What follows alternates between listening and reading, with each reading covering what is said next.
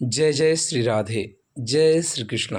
प्रिय कथा प्रेमियों, मेरे हृदयांश कथा प्रेमी बंधुओं, आज मैं आपको साकार और निराकार परब्रह्म परमेश्वर की आराधना और साधना का रहस्य स्पष्ट करके रखूँगा।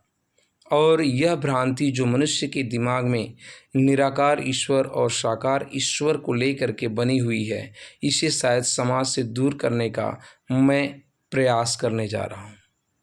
कुछ अस्पष्ट उदाहरणों से मैं ये बात स्पष्ट कर दूंगा कि ये जो आपके और हमारे दिमाग में भ्रांति है कि मैं निराकार ईश्वर की उपासना करता हूँ, मैं साकार परब्रह्म परमेश्वर की आराधना या उपासना करता हूँ, हमें किसकी आराधना करनी चाहिए, ये बात भी मैं स्पष्ट कर दूंगा। निराकार परब्रह्म कौन है, साकार ईश्वर कौन है, इन सारी बातों को मैं अपनी वीडियो में स्पष्ट करने जा रहा हूँ। मेरे वीडियो बनाने का मकसद किसी भी व्यक्ति के आत्मिक भावना को ठेस पहुंचाना नहीं है। यदि मेरे इस वीडियो से, मेरे वक्तव्यों से किसी व्यक्ति को ठेस लगा हो या कहीं से भी किसी तरीके का कष्ट हुआ हो, तो उसके लिए मैं करबद्ध प्रार्थना करता हूं और उससे क्षमा याचना करता हूं। दोस्तों, हमारे समाज में मेरे भी अनेक ऐसे साथी हैं जो ऐसा कहते हैं कि मैं निराकार परब्रह्म की उपासना करता हूं, लेकिन साकार ईश्वर की उपासना नहीं करता। उपासना तो दूर, मैं इनमें विश्वास ही नहीं रखता। ऐसे अपने साथियों के अनेक प्रश्नों को सुनते हुए मैंने ये वीडियो बनाने की सोचा। उन्हें तो समझाया, लेकिन मैंने सोचा कि इस समाज में अनेक ऐसे लोग भी होंगे जिनके दिमाग में ये भ्रांति अभी भी विद्यमान होगी। कुछ लोग संदेह में रहते हैं कि हमें किस ईश्वर की आराधना या उपासना करनी चाहिए। तो आज ये वीडियो आपके लिए बहुत ही उपयोगी साबित होगी। आज मैं बिल्कुल स्पष्ट कर दूंगा कि आपको कौन सा मार्ग अपनाना चाहिए।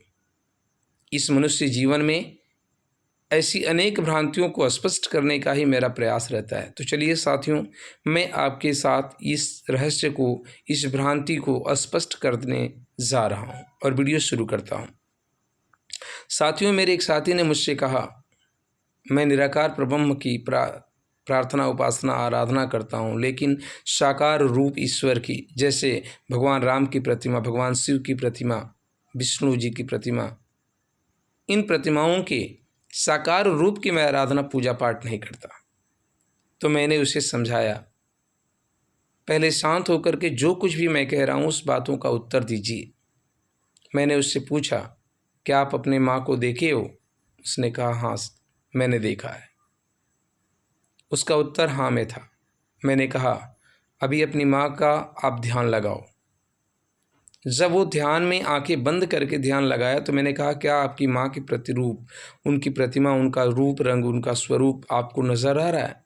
उसने कहा, हाँ। मैंने कहा, जब आपने अपनी माँ को देखा था, क्या वही रूप दिख रहा है? उसने कहा, हाँ। मैंने कहा, अब आंखें खोल लीजिए और मेरी इस बात का उत्तर दीजिए, क्या आपने अपनी माँ को पहले नहीं देखा होता तो ध्यान लगाते तो वो रूप आपके सामने आता? अब उस व्यक्ति के लिए ये बात चौंकाने वाली थी। उसने कहा, बिल्कुल आपने सही कहा। मैंने कहा, बिल्कुल सही नहीं, अभी और भी बातें मैं स्पष्ट कर दूंगा अगले उदाहरण से। मैंने कहा, जब आपने अपनी माँ को देखा था तो ही आपके ध्यान में आपकी माँ का रूप रंग नजर आया था।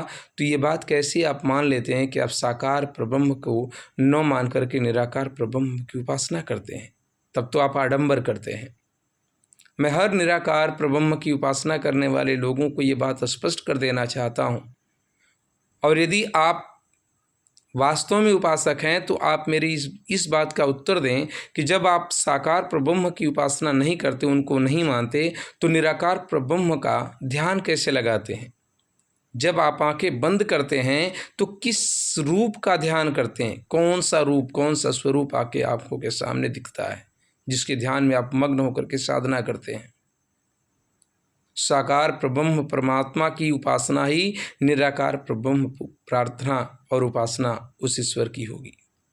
जब आप साकार परब्रह्म को मानेंगे, जैसे आप अपनी माँ के रूप को देखे हैं तो ही आपको वो ध्यान में उनका रूप दिखता है, वैसे ही साकार रूप में जब ईश्वर को मानेंगे तो ही आपको निराकार परब्रह्म की उपासना आप कर पाएंगे और उनका रूप का ध्यान लगा पाएंगे। साकार रूप ही निराकार उपासना का एक माध्यम और एक रास्ता बनता है। जैसे आप एक बर्फ़ के टुकड़े को ले लीजिए, उदाहरण के लिए बर्फ़ का टुकड़ा क्या है?